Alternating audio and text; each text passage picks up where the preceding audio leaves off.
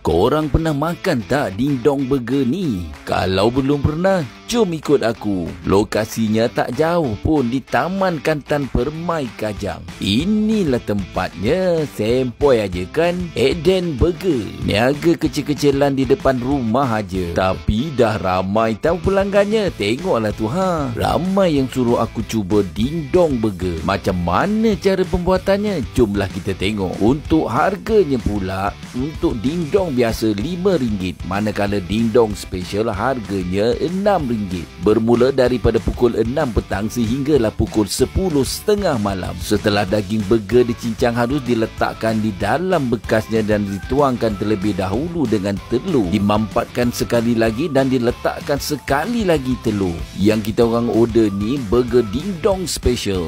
Total semua sekali 2 biji telur diletakkan di dalam sebiji burger. Wah, ini betul-betul special ni. Dah siap diletakkan beberapa jenis sos dan juga mayonis. Tak sabar rasa nak makan ni. Oh ya, lokasi yang tepat ialah nombor 1191 TKP 20. Dibuka setiap hari kecuali hari Sabtu dan Ahad. Macam ginilah rupanya burger dingdong. Kena sebiji memang penuh perut, geng. Rasanya tak terlalu over. Secukup rasa lah orang kata. Dengan harga RM6 memang berbaloi. Jomlah kita support. Boleh terus.